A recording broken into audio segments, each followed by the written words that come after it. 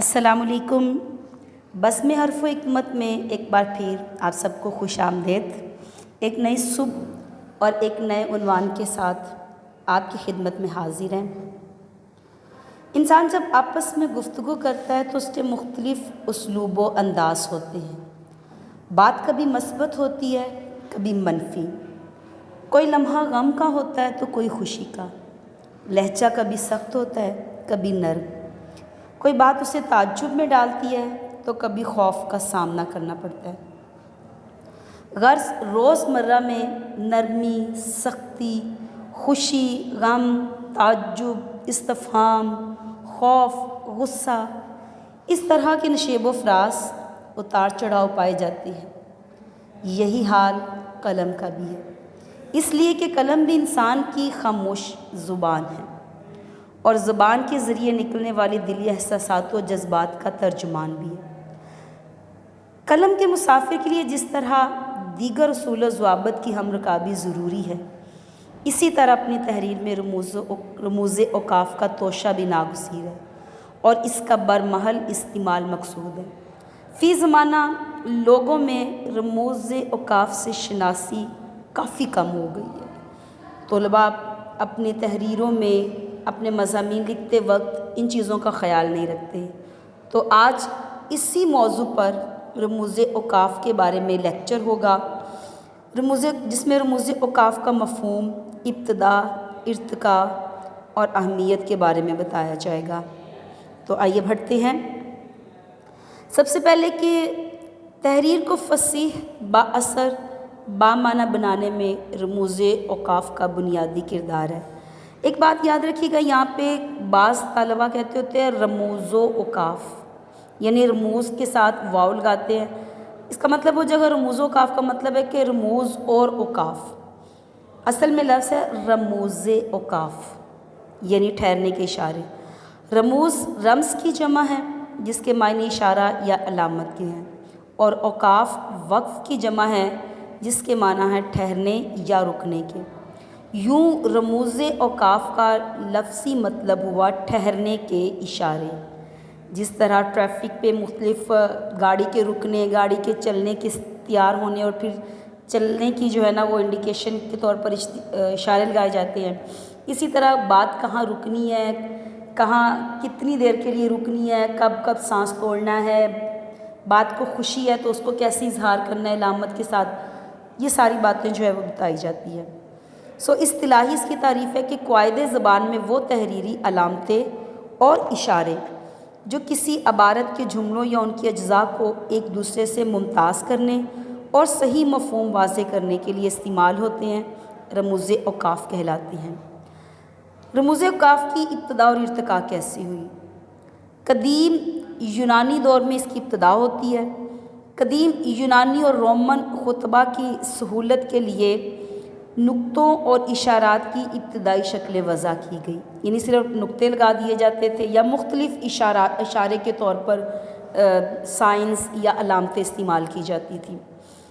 اگر ہم قرآنی علامات وقف کو دیکھیں تو اسلامی علوم میں قرآن پاک کی صحیح تلاوت اور معنوی تحریف سے بچاؤ کے لیے باقاعدہ علامت وقف طے ہوئی۔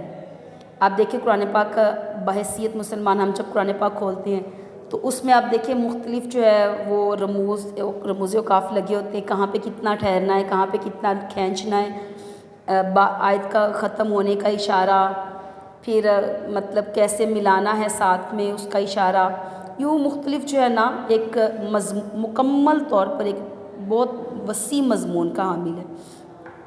پھر چھاپہ خانے اور جدیدیت کی طرف آتے ہیں۔ 15ویں صدی میں طباعت کی ایجاد کے بعد یورپی زبانوں میں جدید رموز اوقاف کا باقاعدہ نظام بنا، اور اردو میں انگریزی سے تراجم فورٹ ولیم کالج اور سر سید تحریک کے ذریعے یہ علامتیں اردو نثر کا لازمی حصہ بنیں۔ اردو نثر میں رموز اوقاف کا سفر کیسا تھا؟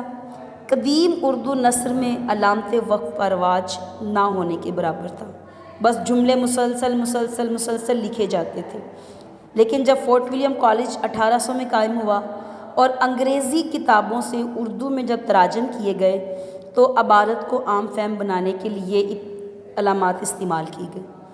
پھر جدید سائنسی اور عقلی نثر کو پراثر بنانے کے لیے سر سید احمد خان نے واضح طور پر رموز اوقاف کی باقاعدہ ترویج کی، اور بابائے اردو مولوی عبدالحق، انہوں نے قواعد اردو میں رموز اوقاف کے جامع اصول طے کر کے انہیں ایک معیاری شکل دی۔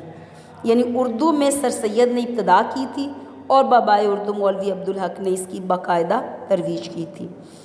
تحریر میں رموز اوقاف کی اہمیت کیا ہے؟ پہلی بات، مفہوم کی درست ترسیل۔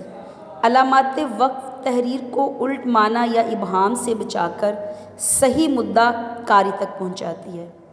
اس کے علاوہ لہجے اور آہنگ کی عکاسی، یہ علامتیں پڑھنے والے کو بتاتی ہے کہ کہاں رکنا ہے، کہاں سوال ہے یا حیرت کا لہجہ ہے۔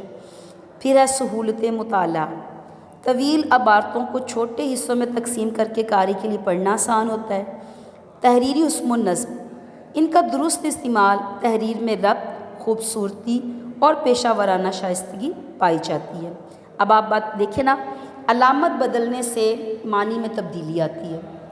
جیسے ایک سکتے کو لے لیجئے، سکتے کا اثر کیا ہے؟ بظاہر چھوٹی سی علامت ہے، لیکن دیکھیں روکو مت جانے دو اور روکو مت جانے دو۔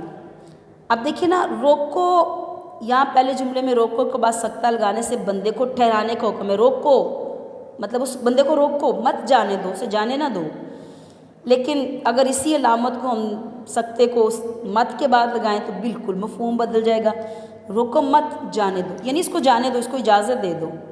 روکو مت کے بعد سکتہ لگانے سے جانے کی اجازت مل گئی ہے۔ اب دیکھیں یہ مثال ظاہر کرتی ہے کہ ایک چھوٹی سی علامت تحریر کے مقصد کو بالکل الٹ کر رکھ سکتی ہے۔ بنیادی رموز اوقاف کون کون سے ہیں؟ ان میں ختمہ، سکتہ، وقفہ، رابطہ ہے، تفصیلیہ ہے، سوالیہ ہے، ندائیہ اور فجائیہ ہے، واوین ہے، قوسین ہے، اور اس کے علاوہ بریکٹ ہے، اور اس خط ہے جس کو ہم ڈیش بولتے ہیں۔ تو انشاءاللہ رموز اوقاف میں سے 4 کی تفصیل کل آپ کے سامنے بیان کی جائے گی، اس امید کے ساتھ کہ آج کے اس خوبصورت دن میں اللہ تعالیٰ آپ کی زندگی کی ساری مشکلات دور کرے۔ شکریہ۔